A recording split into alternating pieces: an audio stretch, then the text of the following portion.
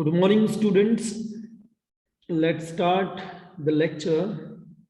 But before that, we need to see the information.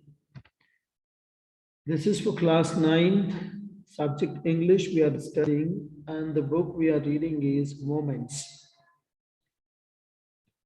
So which chapter we are going to study, students? Last we completed a house, a home. A house is not a home. That we completed.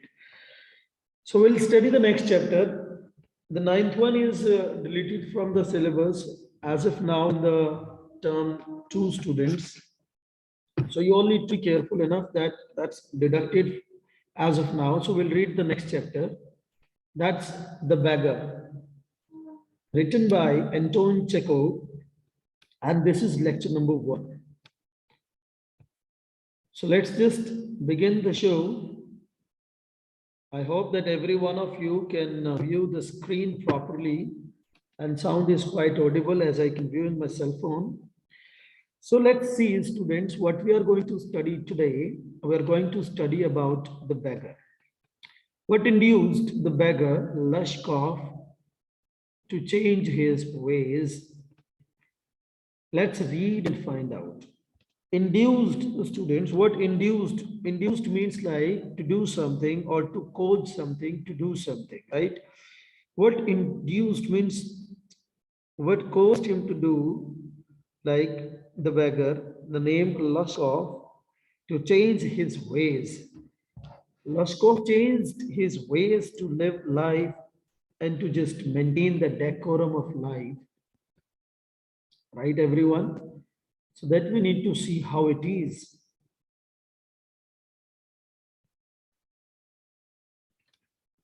Kind sir, have pity. Turn your attention to a poor, hungry man. For 3 days, I have had nothing to eat. I haven't 5 kopecks for a lodging. I swear it before God. You see, students, there is a person, or we can say the beggar, who's just begging, who's just requesting to our narrator, saying, kind sir, good sir, kind sir, merciful sir, have pity. Pity means to have a sympathetic nature, to have a kind nature, to have kindness towards him, and asked him to look at him, turn your attention to a poor, hungry man. He wanted that the person should look at him as he is a poor and hungry.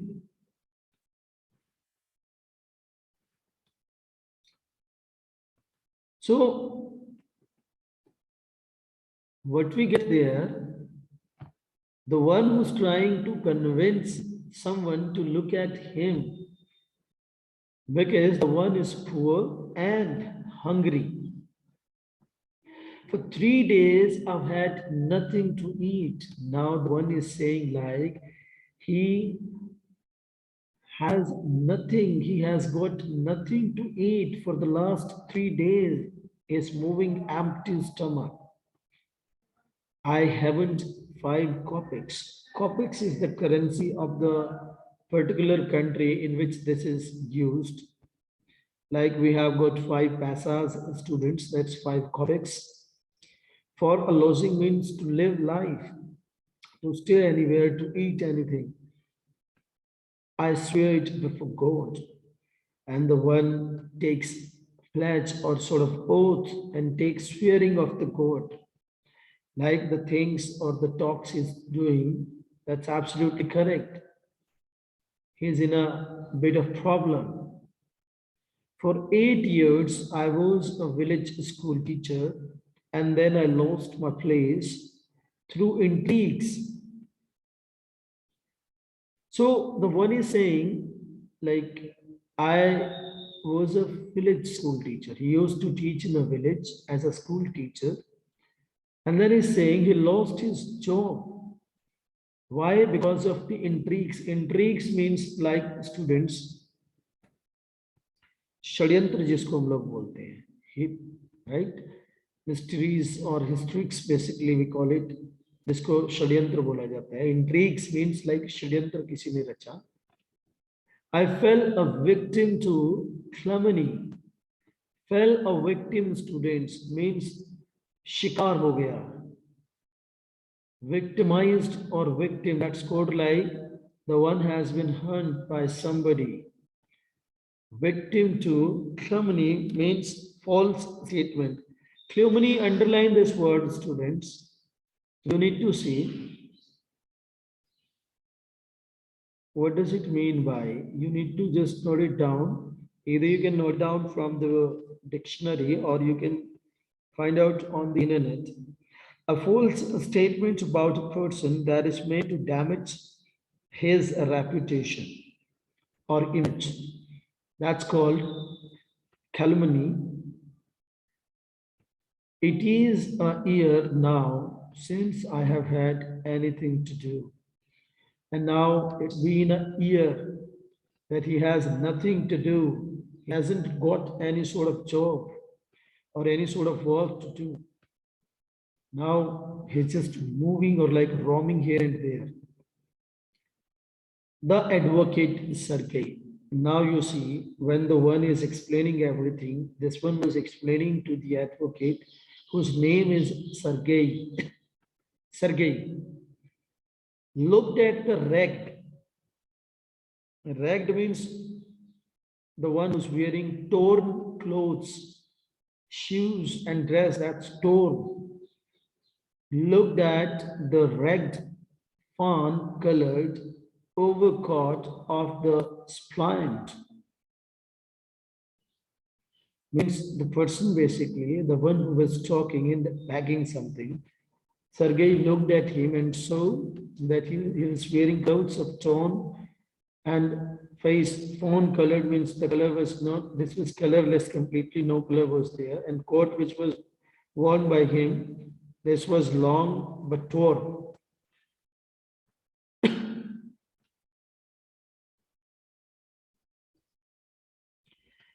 Right, everyone? So what we get, when the one looked at him, so like what sorts of things it was like talking. At his dull, drunken eyes, face was very dull and his eyes were drunken, means he had drunken. At the red spot on either cheek means both the side, there were red spots, and it seemed to him as if he had seen this man somewhere before. Now, advocate got in a fix and wanted to know what happened with him when he saw that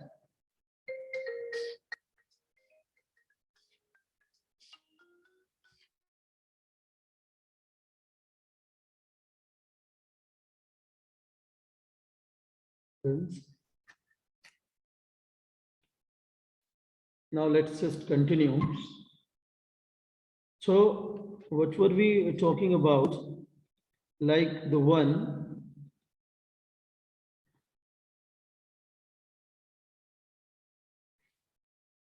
the eyes were drunken, like he had drunken or drunk tea. Sorry, wine or whiskey, we can say, because his eyes were red and there were spots on the either side of the cheek. It seemed to him as if he had seen this man somewhere before.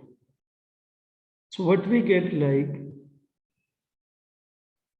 the person must have met somewhere else before. The narrator, the advocate Sergei, was in a fix to see the one was there who was just begging, but the one has already met. I have now had an offer of a position in the province of Kaluga Province means students, an area. It talks about a particular area of Kaluga. The mendicant went on. Mendicant means requesting, right? But I haven't the money to get there. But the beggar is saying like he has got offer for the job or position from the Kaluga, but he hasn't got money to go there because it requires money to go there. He doesn't have that. Help me kindly. He requests advocate to help him. I am ashamed to ask. He is requesting and feeling ashamed, shy, but I'm obliged to my circumstances. Obliged to means he was certainly in such a fix that by the circumstances that he has to ask for the money. He's asking, he's begging, he's requesting. And this is just because of these circumstances are before him. Right, everyone? So you just need to note it down the word meaning simultaneously. Sergei's eyes fell on the man's overshoes, one of which was high and the other low. The advocate saw the person properly, what he saw there that his shoes he was wearing, one was high, means it was little up high, but the another one was low, down. And he suddenly remembered something. And all of a sudden he recalled. Flashback ideas came in his mind like something was there. Look here, it seems to me I met you the day before yesterday in Sadovia Street. Now this advocate put a question mark on the person basically. He said like he has already met him day before yesterday in Sadovia Street. As he remarked, he said, but you told me then you were a student who had been expelled and not a village school teacher. And you see the at that time, first time basically, before 2 days, when this beggar met to the Sergei, said him that he was a student and he had been expelled. He had been expelled and not a village school teacher. That time he made excuse like he was a student. That time, now he's making like he was a school teacher. See the difference basically the one is making to just convince the one to give him money so that he can enjoy the life or the liquor. So the advocate remembered that this one was the same person who asked me day for yesterday by saying I am a school teacher, a school student, and have been expelled from the school. Now, no, that can't be so, mumbled the beggar. The beggar started mumbling means when he was speaking, there were so many pauses in his speaking, taken aback, and it goes back from the place where he was standing. I'm a village school teacher, and if you like, I can show you my papers. Oh my God. You see the beggar, how hard is it doing to convince the one to pay him? He's ready to show his papers also. Have done with lying. You called yourself a student and even told me what you had been expelled for. The author is saying, the advocate is saying, why are you lying? Why are you making false or untrue statements? At that time, you called yourself a student, and now you're saying you had been expelled earlier. Don't you remember? Don't you have any idea what you said at that time? You're making totally untrue, totally false or bogus statement there. The advocate told this to the beggar by just having hard words. Sergei flushed and turned from the rat creature with an expression of disgust. Now you see, all of a sudden, the expression was changed of the rat creature, means the one who was wearing torn overcoat or the clothes, basically. He changed his gesture and expressions to talk to the advocate. This is dishonesty, my dear sir. He cried angrily. This is swindling. Swindling means, like students, to cheat, to deceive someone. To cheat or to deceive someone is called swindling. Underline this so that you can justify that there is not any sort of problem. Now I'm just underlining this for you people. You all need to do one thing, students. You need to underline the words to find out the meanings. As per the text we have been reading in the books, swindling means like to cheat, to deceive someone, right, everyone? Sorry. Then the one, basically, the beggar was talking to the advocate Sergey and said him like he was in a bit angry way, or like spoke in a loud voice. Cried angrily means like spoke in a loud voice. This is swindling. This is swindling means this is cheating. I shall send the police for you, damn you.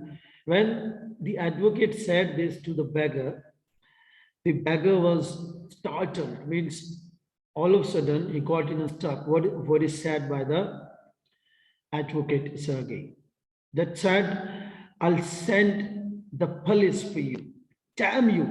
Means the advocate, the Sergey was scolding him, the Sergey was chiding him that he was making after every 2 or 3 days wrong statements, false statements to just get money from people. The advocate was very angry at that time. Even that Sergey, Beggar also was trying to convince him that he was not. He also showed little anger to him so that he could convince the advocate. But the statement was absolutely untrue. And the advocate had already met the one, and that time the beggar made something else, means statement was like he was a student, and now he's making like he was a school teacher.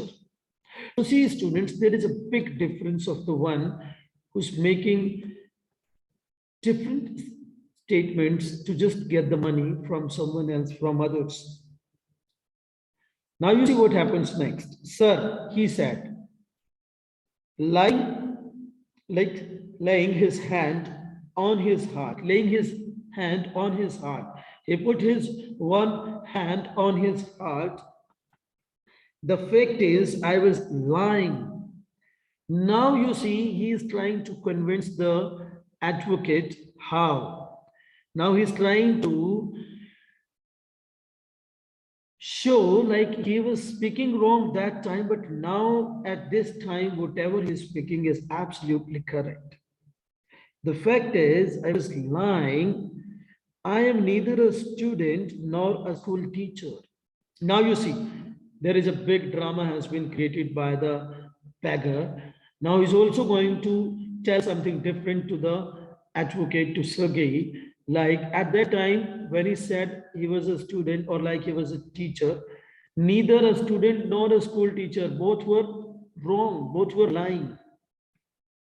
Right? He accepted this himself, like he was making false statements at that time to just grab the money from the world. All that was fiction. Fiction means, like students, you need to see, fiction means, figment means like imagination, or to call it like cooked up stories. Cooked up stories means while the one makes the story, all of a sudden to convince someone is called cooked up stories, or that's called fiction also. Right, everyone? So you just need to underline this. Before you write the question answers, you need to note down the word meanings in your notebook. Right, everyone? So now we got the situation before us. Now, when the beggar saw like situation is going to be out of control, and the advocate has recognized him, now he is giving some another statement like he was neither a student nor a school teacher, right? So he was just trying to convince once again to the advocate like he was something else or he is something else. All that was for, now you see the next, what is he talking? It was all fiction. All that was fiction means cooked up stories. Fiction means imagination, or you can say cooked up story. Formerly, I sang in a Russian choir and was sent away for drunkenness. Choir is a group of singers, student. You just need to underline this also because this can be used when you get the extract there you can get, or the examiner can ask you the meaning of this word. Choir means like group of singers or musicians, right? So the beggar gives another excuse. It can be correct or it can be again false. That depends on the situation. We'll see further. Formerly, I sang in a Russian choir. Choir means like group of musicians or singers, and was sent away for drunkenness. Because of drinking heavily, he was kicked out from there. But what else can I do? What is talking? But what else can I do? I can't get along without lying. Now he's saying I didn't have any sort of choice left except lying. Everything was just, he was getting like, he was just making false statements. He was just all lying over there, students. So he's saying he was not having any sort of ways to earn money or to earn his livelihood. He's saying like without lying, he wasn't able to go ahead. No one gave me anything when I tell the truth. What can I do? He made such an expression to the advocate so that he could convince him. We are not sure whether the statement at the present time the beggar is making is going to be true or untrue, but he's trying to change his expressions, facial expressions or body language, we can say. And the statement is presenting to the advocate that no one will give me anything when I tell the truth. Well, of course it is. When you tell the truth, nobody's going to trust you. Nobody's going to believe you, whether you're right or wrong. But when you make something cooked up, when you make some sort of fictions, people do believe that. People have kind nature towards that. What can I do? The beggar requested. In a requesting way, he talked to the advocate. What can I do? What can I do? You ask, what can you do? Cried Sergei. Sergei spoke in a loud voice. You're asking to me what you can do. Coming close to him, while just saying this, the advocate came close by to the beggar. You can work. Sergei said, you can have a work, you can do work. That's what you can do. You must work. Now, advocate is trying to convince or trying to make him understand like he was dejected and he was not in confidence of himself, like he would be able to do something. Sorry, students. Then Sergei was asking him when the beggar said, what can I do? Sergei said, you can work. You can work, you must work. Means the beggar basically, as at the present situation, what we found, like he lost his confidence level. According to the statement and the situation, basically, or it can also be the figment, we can say, cooked up story by the beggar. But advocate Sergei is trying to convince him like he should work, he must work. Work, yes, I know that myself, but where can I find work? The beggar said, I know about myself, but where? Where can I find work for me? How would you like to chop wood for me? The Sergei said this to beggar. The beggar was given offer by the Sergei like, if I give you work of chopping, chop means like students underline this word, Chop means to cut in small pieces. Uh, that wood is to be cut in small pieces is called to chop. So the advocate is saying to beggar, how do you like to chop wood for me? Means the work is being offered to the beggar.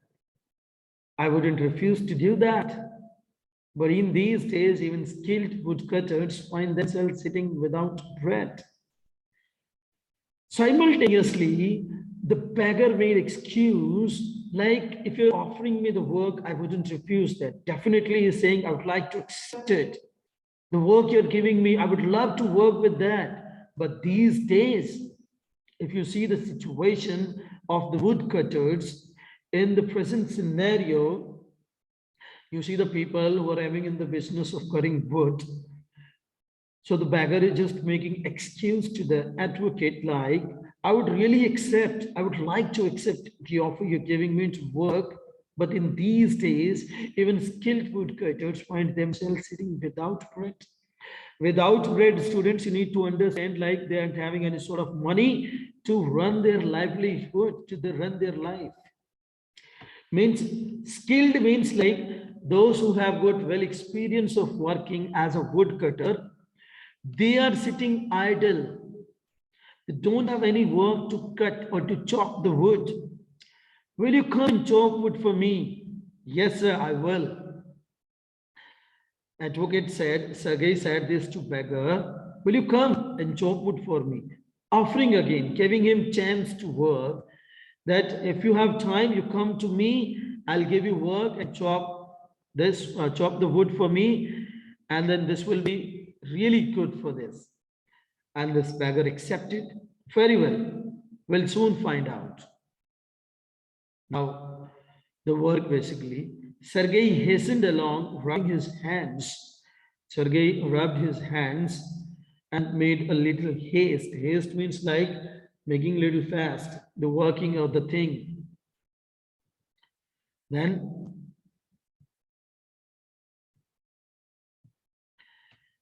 he called his cook out of the kitchen. They just went to the home of the Sergei, both the beggar and the advocate students, while just rubbing his hands because it was too cold outside. As he went there, he just called his cook out of the kitchen. He just gave a call and called his cook from the kitchen. Here, Olga, he said. Olga, student's name of the cook of Sergei, right? He said, take this gentleman into the woodshed, while just indicating hand towards the woodshed students and let him chop wood. Sergei just gave him work and called his cook from the kitchen first to just take this gentleman, means the beggar, to the woodshed. Woodshed where the woods are kept so that he can just chop the wood and could earn some money, some kopecks basically. Kopecks, I told you, people, is equal to the paisas of our currency, right? So he said to the cook, Olga, to take him to the wood shed and just let him chop the wood there.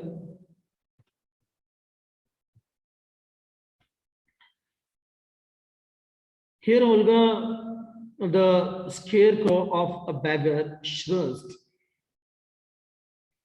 Scarecrow. Have you ever seen the sort of scarecrows are put at such places where the vegetables are grown or some precious edible things are grown? There, people make a sort of effigy.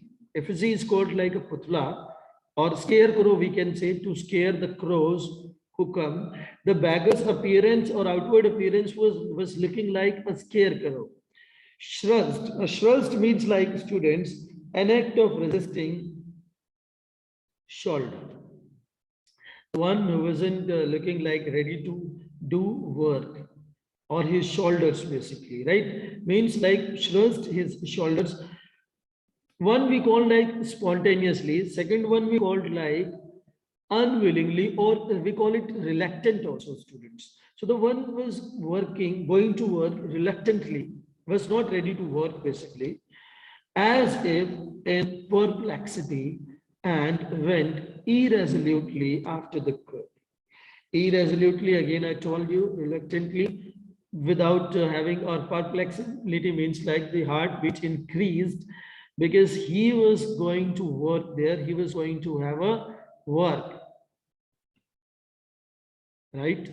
So he was just not ready to work. Now, by the body language, by the gesture, or the expressions he was making irresolutely after the cook, he was looking like he was not ready at that time.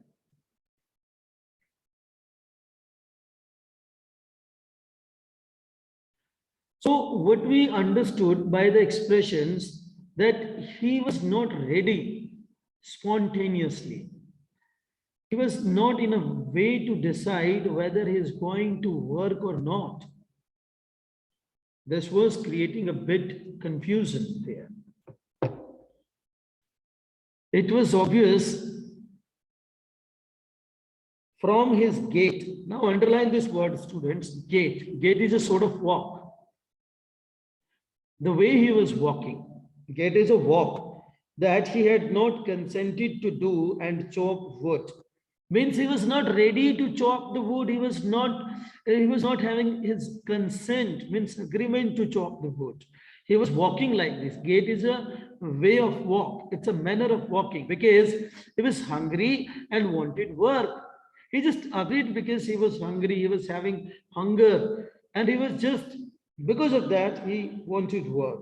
But simply from pride and shame, and because he had been trapped by his own words, he was just caught he was just trapped in his own words. Because of that, he agreed to just work. Otherwise, he was not ready to work over there, students.